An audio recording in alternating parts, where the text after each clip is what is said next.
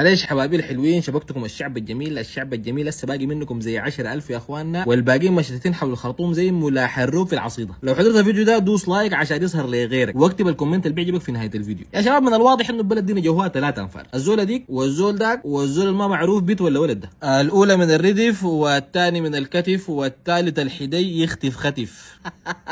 جانا العيد يا اخواننا، والعيد فرحه وكل سنه وانتم طيبين. لكن اسئله الخرفان اللي تجيكم بوثيقه تقول لي وثيقه شنو؟ عزيزي المشاهد اذكركم ونفسي في ذلك الكنيس الذي اتخرج بعد اخوانه سكنوا العمارات. يا حليل الخروف ويا حليل اللحمه يا جماعه، تتذكروا زمن الصاجات؟ ما بتتذكروها، كلام ده طول، كلام ده طول، ما بتتذكروها. عارفكم طولتوا من الصاجات، النيران الملهلبه، حليل الشطه والمراره، حليل الضحيه، حليل الخروف. يا اخي اصل الخروف جو داخل الخرطوم لو ما قال باع زي الناس عادي ممكن يثبتوه ويقول له هي انت تابع لوين؟ تابع لوين انت؟ وينزلوه ويكفتوه ويقول له احسن تعترف ولا نديك فرارين. الضحيه شنو عزيزي المشاهد؟ الضحيه السنه دي معروف منه. يا اخي بتكلم مع صاحبي قلت له هالضحيه كيف؟ يا اخي اللحظه الكورك فيني وقال لي يا زول دي ايام فلس والناس في كرب. يا اخي انا مش متهرشت، قلت له خلاص نجيب لنا ربع رطل شيه. انا شايف خرفاننا الكثيره دي يا اخوان نصدر منهم جزء نوديهم شمال الوادي ويقطعوهم بالمعبر، نشوف كان الكراعين ما خشوا نحاول ندخل 4 كراعين يعني اي سيك ميك نطبخهم صدقه للعالغين.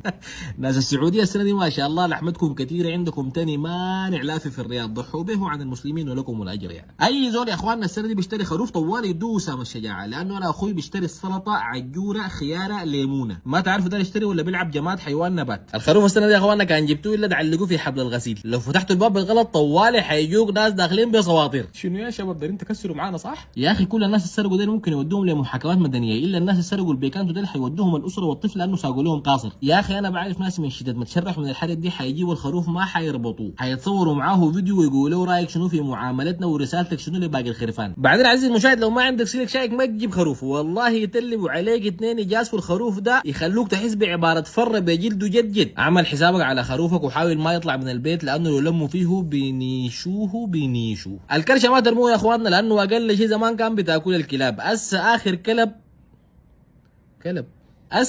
كلب في الخرطوم قالوا مرق ماسك في عادم دفار ونزل في بورسودان. سبحان الله، لقى الايجارات غاليه كتب له حوجه في الفيسبوك يستضافوا بتاع لقاشي.